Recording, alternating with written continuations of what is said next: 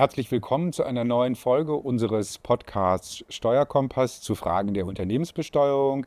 Ich freue mich heute, Herrn Frank Nathus, Gesellschafter, Geschäftsführer der Nathus GmbH und Co. KG, begrüßen zu dürfen. Lieber Frank, erstmal ganz herzlichen Dank, dass du dir die Zeit nimmst, uns heute einen Einblick in unternehmenssteuerliche Fallstricke und Entwicklungen aus Sicht eines klassischen Familienunternehmens in Deutschland zu geben.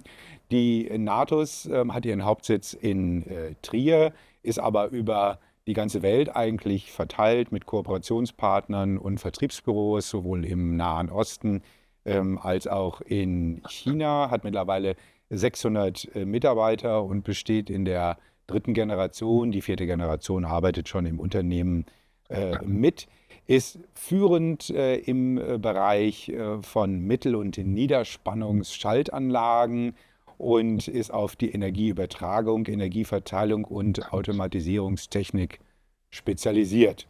Also ein klassischer Hidden Champion in Deutschland, in der Provinz, wenn man so sagen möchte.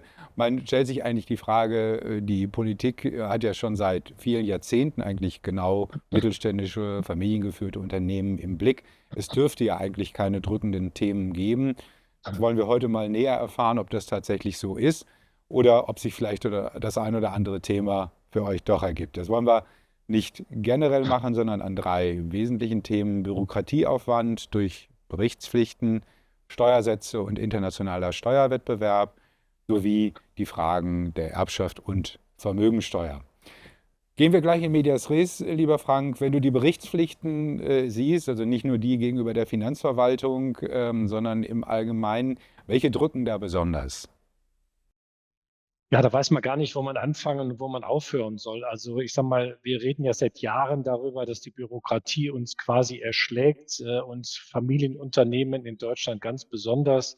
Und die Politiker reden auch alle davon, dass wir die Bürokratie abbauen muss. De facto wird sie aber immer weiter aufgebaut. Und was in Berlin nicht an neuer Bürokratie fabriziert wird, das kommt halt eben aus Brüssel. Und das, was in Brüssel entschieden wird, muss ja dann wieder in nationale Gesetze umgewandelt werden. Also die Bürokratie nimmt deutlich zu seit Jahren. Und es gibt, ob das jetzt das, sagen wir mal, Lieferketten-Sorgfaltspflichtengesetz ist, DSGVO, Nachhaltigkeitsberichterstattung, Transparenzregister und so weiter und so fort. Es nimmt einfach zu. Und das ist für uns ein großes Problem. Das klingt so, als wenn ein erhebliches unternehmerisches Potenzial einfach nur in die Erfüllung dieser Berichtspflichten fließt. Wie hat man sich das vorzustellen in so einem mittelständischen Unternehmen? Naja, nehmen wir mal dieses Lieferketten-Sorgfaltspflichtengesetz ein. Das Wort ist ja schon ein Ungeheuer. Da sollen wir also alle Lieferanten, die wir weltweit haben und deren Lieferanten auf alle möglichen Themen prüfen, ob sie die Menschenrechte einhalten und ob sie ansonsten gute Arbeitsbedingungen haben. Das heißt, den Subunternehmer des Subunternehmens in China, der wiederum in Vietnam einkauft und der dann wiederum nochmal vielleicht auf den Philippinen etwas bestellt, das ist erstens mal so gut wie überhaupt gar nicht händelbar, ja, weil es ein enormer Aufwand ist. Und man bekommt halt eben auch nur bedingt vernünftige Aussagen, die einem weiterhelfen. Also das ist ein Bürokratieungeheuer, kann man nur sagen. Ja. Auch die Nachhaltigkeitsberichterstattung, da gibt es ja momentan noch Diskussionen in Brüssel, wie das denn genau gehandhabt werden soll. Es ist dann auch die Summe der vielen Gesetzgebungen, die am Ende einen bürokratischen Aufwand mit sich bringen, dass ein Familienunternehmen das selbst in unserer Größenordnung kaum noch stemmen kann.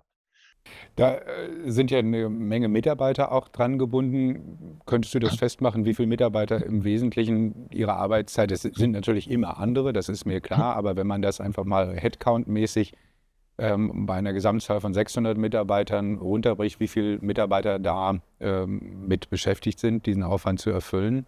Ja, wir haben das auch mal abgeschätzt. Das ist natürlich, der eine Mitarbeiter hat dann 5% seiner Zeit damit zu tun, der andere vielleicht 15. Aber wenn wir das alles aufaddieren, dann kommen wir schon auf 5 bis 6 Mitarbeiter, also 1% der Belegschaft in Deutschland, die sich halt eben mit diesen ganzen Themen beschäftigen. Das ist eine ganze Menge, muss man sagen. Das Handelsblatt hat unter Berufung auf die Angaben des Statistischen Bundesamts ermittelt, dass pro Jahr bezogen auf alle Unternehmen in Deutschland 62 Milliarden Kosten für die Erfüllung von Bürokratieaufwand entstehen. Könntest du das im Unternehmen festmachen, welche Kosten damit verbunden sind, wenn nicht in absoluten Zahlen, so doch in relativen? Ja, wenn ich einfach mal die eben genannte Zahl von 5 bis 6 Mitarbeitern nehme und rechne die dann mal hoch mit dem durchschnittlichen Gehalt, dann ist man also schnell bei 300.000, 400.000 Euro, was einen das dann kostet im Jahr. Und das ist natürlich schon ein erheblicher Anteil, der natürlich gewinnschmälernd ist. Wir könnten uns entweder diese Mitarbeiter sparen oder wir könnten die andere Tätigkeiten übernehmen, die dann produktiv sind. Das hier ist ja nicht produktiv. Ja, also produktiv und kreativ. Also es geht halt nicht, die Arbeit, auch deine Arbeit wird natürlich gebunden, weil letztlich Ja, hältst du ja den Kopf dafür hin. Ja, ja. das klingt nicht gut, aber das ist wahrscheinlich so, dass das nicht nur ein Unternehmen wie euch trifft. Du bist ja auch im Vorstand oder im Kuratorium der Stiftung der Familienunternehmer. Ist das bei euch sicherlich kein Einzelfall, sondern es trifft ja alle Unternehmen gleichermaßen. Nein, das betrifft alle Unternehmen gleichermaßen. In der Stiftung Familienunternehmen gibt es ja noch viel, viel größere Unternehmen als wir. Die haben in Relation zu ihrem Umsatz, zu ihrer Belegschaft die gleichen Probleme und jammern genauso. Vor allen Dingen, weil viele von diesen bürokratischen Themen auch überhaupt gar nichts bringen. Also manchmal steckt ja noch ein guter Geist dahinter, wenn man sagt, wir möchten gerne die Lieferketten bis zum Ende durchleuchten, ob denn da auch adäquat menschenrechtlich mit umgegangen wird. Aber es wird am Ende niemals das bei rauskommen, was man sich ursprünglich mal gewünscht hat. Man erzeugt nur unnötige Bürokratie. Und so gilt das für die Gesetze, für viele andere Gesetzgebungen eben auch. Ja. Ja, wenden wir uns vielleicht dem eigentlichen Steuerthema zu, Steuersätze, internationaler Steuerwettbewerb. Wir müssen ja sehen, dass Familienunternehmer sehr häufig als Personengesellschaft strukturiert sind. Bei der Personengesellschaft, wenn man nicht zur Körperschaftsteuer optiert, ist ja die Einkommensteuer die eigentliche Unternehmenssteuer, sodass wir 45% plus Solidaritätszuschlag haben. Es gibt ja nicht leise Stimmen, auch in der Bundesregierung, die da noch einen draufsetzen wollen und sagen, man müsste die Einkommensteuer noch weiter erhöhen. Wie ist es für ein Unternehmen, das sich in einem internationalen Wettbewerb sieht? Sind die Steuern, die Einkommensteuer in dem Fall zu hoch? Also sie sind definitiv zu hoch. Erstmal muss man sagen, Deutschland ist ja schon ein Höchststeuerland. Also es gibt kaum ein Land, wo man noch höhere Steuern zahlen muss als in Deutschland. Dann kommt hinzu, dass die Personengesellschaften stärker besteuert werden als die Kapitalgesellschaften. Und dann sind wir natürlich im internationalen Wettbewerb mit Unternehmen, die aus China kommen, aus Südkorea, aus Indien, aus Amerika. Und in all diesen Ländern sind die Steuersätze deutlich niedriger. Und von daher gesehen haben wir da natürlich schon einen Wettbewerbsnachteil. Jetzt könnten wir den noch akzeptieren, wenn es denn so bliebe, wie es ist. Ja, abgesehen davon, dass der Solidaritätszuschlag eine Steuer ist, die schon längst nicht mehr erhoben werden dürfte. Das war ja eine Steuer, die damals erhoben worden ist für den Aufbau Ost, der ja nun wirklich längst abgeschlossen ist und der zweckentfremdet wird, weil man immer versucht, weitere Steuererhöhungen zu vermeiden. Dann lässt man halt eben den Solidaritätszuschlag einfach stehen. Da habe ich schon viele Diskussionen geführt mit den Ministerpräsidenten von Rheinland-Pfalz, aber auch mit Politikern aus Berlin. Das ist eigentlich nicht in Ordnung, dass es den überhaupt noch gibt. Aber jetzt ist er nun mal da. So haben wir eine Steuerbelastung von rund 50%. Und dann höre ich aus der Politik immer wieder, ja, die Reichen oder die Unternehmer müssen sich ja auch mal am Allgemeinwohl beteiligen. Ja, wenn wir doch schon 50% Steuerlast haben, dann beteiligen wir uns doch maßgeblich bereits daran. Da kann man doch nicht sagen, wir müssen jetzt auch mal unseren Beitrag leisten. Ja. Also die wollen halt eben noch mehr, die wollen Umverteilung, das ist immer wieder das Gleiche, anstatt mal irgendwo zu sparen oder Subventionen zu kürzen, mit welcher Methode auch immer, kommt immer sofort der Reflex von den Parteien links von der Mitte, dann müssen wir halt eben da oben noch was mehr wegnehmen, damit wir uns das andere leisten können. Die Frage ist eben, wann, und scheinbar ist das auch das Ziel, wann ist eben ein Steuersatz erreicht, der ein wettbewerbsfähiges internationales Teilhaben am Wettbewerb eben nicht mehr ermöglicht. Ne? Also das ist, glaube ich, das, was immer wieder versucht wird auszureizen. Nun hat es ja Maßnahmen gegeben in der Vergangenheit, also jetzt gerade letzten Jahres. Zum einen hat man die schrittweise Reduzierung der Körperschaftsteuer ab 2028 beschlossen, eben 1 Prozentpunkt pro Jahr.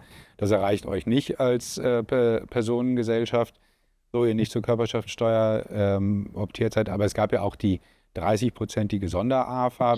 Ist das etwas, was euch im täglichen Leben entlastet? Also die Absenkung der Körperschaftssteuer ab 2028, wo die Regierung jetzt dann seit einem Jahr dran ist, also seit 2025, das haben sie mal auf das Ende der Legislaturperiode geschoben. Und wer weiß, was es dann für eine neue Regierung geben wird. Also ob das dann überhaupt richtig greift, wird man dann sehen. Die 30-prozentige AFA, ja, die könnte helfen, wenn denn investiert werden würde.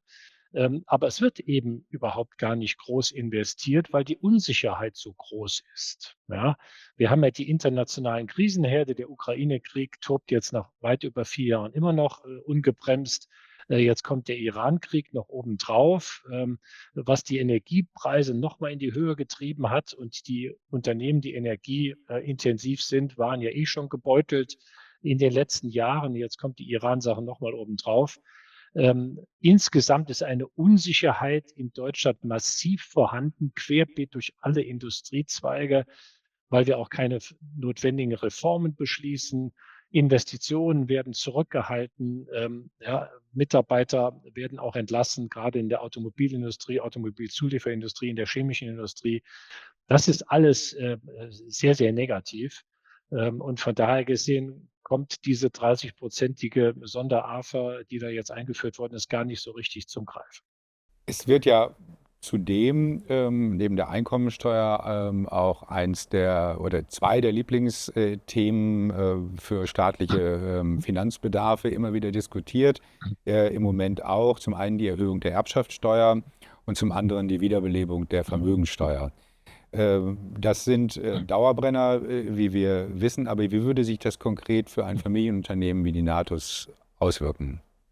Also zunächst mal zur Erbschaftssteuer würde ich doch einfach auch mal abwarten wollen, bis das Bundesverfassungsgericht zu den anhängigen Klagen entschieden hat und dann auch, wie sie denn möglicherweise etwas anders begründen, beziehungsweise eine Veränderung der Verschonungsregeln, und die geht es ja, dass die halt eben verändert werden müssen. Und dann könnte man ja immer noch agieren. Aber es wird vorweg schon genommen, weil das ein Dauerbrenner ist, wie du gerade schon gesagt hast. Ja. Man muss sich das einfach so vorstellen, dass die Problematik da ist, wir wollen auf die nächste Generation übergeben. Ja. Wenn dann hohe Erbschaftssteuern fällig würden, dann würde das ja woanders wiederum fehlen, das Unternehmen weiterzuentwickeln, zu investieren in neue Produkte, in neue Maschinen, in neue Hallen, in Wachstum, und das am liebsten noch am Standort Deutschland. Und wenn die Erbschaftssteuer erhöht wird oder die Vermögensteuer wieder eingeführt wird, dann steht dieses Geld eben nicht mehr zur Verfügung. Und damit können sich die Unternehmen nicht so weiterentwickeln, wie sie sich ansonsten weiterentwickeln könnten. Jetzt sagt ja die Politik, zumindest viele Parteien, die Familienunternehmen in Deutschland sind das Rückgrat der deutschen Wirtschaft. Ja, wenn ich das doch ernst nehme und auch ernst meine, dann darf ich die doch nicht noch weiter belasten. Ja, also jetzt mal ganz generell unabhängig vom Generationenwechsel. Hinzu kommt, dass die junge Generation sich das natürlich auch alles genau anschaut und sich fragt, will ich denn überhaupt das Familienunternehmen übernehmen, in die nächste Generation führen? Und wenn ich das tue, ist dann nicht sogar eine erhöhte Erbschaftssteuer, die da im Raum steht und dauernd diskutiert wird, nicht ein weiterer Hemmschuh, weswegen es vielleicht besser ist, ich mache das gar nicht. Dann soll doch lieber mein Vater oder meine Mutter das Unternehmen verkaufen, ja, und dann haben wir halt eben 'n Batzen Geld und damit können wir auch was anfangen.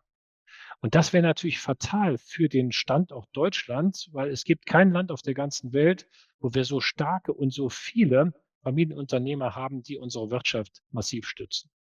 Ja, also der Wohlstand der Bundesrepublik Deutschland beruht ganz wesentlich darauf, muss man sehen. Und auch also die Arbeitsplätze sind damit natürlich auch ganz stark verbunden. Das Gute, Arbeitsplätze ist ein ganz entscheidender Punkt, wenn ich das gerade noch sagen darf. Es gibt Statistiken, dass in den letzten 10, 15 Jahren die Familienunternehmen, ich glaube, einen fünffachen Faktor an neuen Arbeitsplätzen in Deutschland geschaffen haben über den DAX-Unternehmen, die auch in Deutschland ansässig sind. Ja, also wenn man das mal nimmt, Arbeitsplätze und Erhalt von Arbeitsplätzen, neue Arbeitsplätze, dann ist man bei den Familienunternehmen deutlich besser aufgestellt. Das ist ja übrigens auch der maßgebliche Grund, warum die Verschonungsregelungen bei der Erbschaftssteuer bis dato gelten. Und warum soll man das dann wegnehmen, was doch eigentlich erfolgreich war? Nicht nur für die Unternehmen selbst, für die Mitarbeiter, für die Steuereinnahmen, für Bund, Länder und Kommunen. Das macht man doch nicht kaputt. Sollte man denken. Ja, Vielleicht eine Entwarnung zur Vermögensteuer. Der stärkste Verbündete gegen die Wiederbelebung der Vermögensteuer ist die Finanzverwaltung selber, weil die größte Sorgen haben, wenn das käme, wie sie das personell überhaupt bewältigen sollen, ja. weil sie davor Aufgaben gestellt sind, die sie gar nicht zu heben wissen. Aber wenn man das so hört, klingt das schon auch sehr schwierig, in Deutschland dauerhaft ein Unternehmen auch weiter führen zu können, nicht nur in die nächste Generation, aber überhaupt hier am Standort. Ähm, Ist es so, dass man möglicherweise dauerhaft sich vom Standort Deutschland als mittelständisches Unternehmen verabschieden muss? Also ich hoffe nicht. Ich sehe aber durch meine Kontakte bei der Stiftung Familienunternehmen und auch hier in Trier bin ich ja der Vorsitzende von so einem Arbeitgeberverband, wo fast 700 Unternehmen zusammengeschlossen sind, dass die großen Familienunternehmen durchaus Arbeitsplätze in Deutschland abbauen und im Ausland aufbauen. Teilweise ihren eigenen persönlichen Wohnsitz ins nahegelegte Ausland nach Luxemburg und in die Schweiz oder nach Liechtenstein verlegen, aus steuerlichen Gründen und auch aus anderen Gründen. Und das ist eine schleichende Deindustrialisierung, die wir bei den Großkonzernen sowieso schon sehen, die aber jetzt auch zumindest bei den großen mittelständischen Familienunternehmen passiert. Das gilt natürlich nicht für den kleinen Handwerksbetrieb und für den Friseurmeister und so weiter. Die können das natürlich nicht, aber es passiert im großen Stil in Deutschland in der Fläche und das ist besorgniserregend. Und bei deinen Gesprächen mit der Landes- und der Bundespolitik, siehst du da Erkenntnisse, die in irgendeiner Weise zu sehen sind, oder gibt es da gar keinen Erkenntnisgewinn? Doch, also wir sprechen ja mit den Politikern und je näher man an denen dran ist, also diejenigen, die zum Beispiel hier in Rheinland-Pfalz sitzen, wissen ja, welche Rolle wir hier als Familienunternehmen in Trier haben, aber auch über Trier hinaus in Rheinland-Pfalz. Und die hören sehr genau zu. Und je nachdem, welcher Partei sie angehören, sind sie sowieso gegen die Einführung oder die Erhöhung der Erbschaftssteuer und gegen die Einführung der Vermögensteuer. Das gilt dann für Parteien wie CDU, CSU und FDP. Und die Parteien links von der Mitte, die hören auch genau zu, zumindest mal die SPD und die Grünen. Aber dann gehen die in ihre Gremien und dann gibt es dann andere und dann werden sie dann doch wieder irgendwo ja, da so beeinflusst, dass sie das halt eben nicht mittragen. Ne? Das klingt doch ein wenig pessimistisch. Vielleicht noch was Optimistisches zum Ende. Oder müssen wir es bei diesen nachdenklichen Worten belassen? Ja, ich meine, mir fällt leider zu den Themen Bürokratie und Steuern, die wir jetzt gerade eben besprochen haben, oder Standortnachteile, die Deutschland hat, da kommen ja noch die hohen Energiekosten dazu und der Fachkräftemangel und so weiter, äh, kann ich da im Moment nichts Positives finden. Generell sage ich jedoch, wenn wir mal uns von der Diskussion mit den Politikern verabschieden oder jetzt einem solchen Podcast oder wenn ich meine Reden halte durch meine Ehrenämter, wenn ich dann in meine Firma komme, dann sage ich dann unseren Mitarbeitern, wir haben die Situation so, wie sie ist. Jetzt müssen wir aber trotzdem das Beste draus machen. Ja, also wir investieren gerade hier nochmal in ein neues Verwaltungsgebäude, in eine neue Lagerhalle, um einfach nochmal Produktivität und Effizienz zu verbessern, um nochmal kostengünstiger zu werden, um zu einem Teil zumindest diese negativen Standortfaktoren, die wir in Deutschland haben, dann auszugleichen und die Wettbewerbsfähigkeit des Unternehmens im internationalen Wettbewerb halt eben zu verbessern. Da hilft das ganze Jammern ja dann auch nicht. Und das machen halt eben viele Unternehmen. Und das ist dann immer noch das Positive, dass damit natürlich doch noch eine sehr große Substanz derzeit in Deutschland erhalten bleibt und nicht alles abwandert. Aber es wäre natürlich schön, wir würden an den Standort Themen mal massiv arbeiten. Die wissen ja eigentlich in Berlin, was zu tun wäre, würden mal zudem Bürokratie abbauen und andere Themen machen. Und dann würde sich das Ganze ja noch verbessern, wenn wir mal wieder ein Wachstum hätten von 2% oder 2,5% und das dauerhaft, ja, dann haben wir doch eine ganz andere Situation. Dann kämen auch wieder ausländische Investoren nach Deutschland und dann würde vieles sich wieder verbessern. Also ich bin nicht hoffnungslos, auf gar keinen Fall. Wir Unternehmer sind grundsätzlich eigentlich positiv, sonst dürfte man, glaube ich, auch gar kein Unternehmer werden. Aber wir müssen trotzdem den Finger in die Wunde legen und die Dinge, die schlecht sind, eben auch so benennen. Ja, das war doch ein wunderbares Schlusswort, lieber Frank Nathus. Ganz herzlichen Dank für die hochinteressanten Ausführungen, die definitiv auch nachdenklich machen.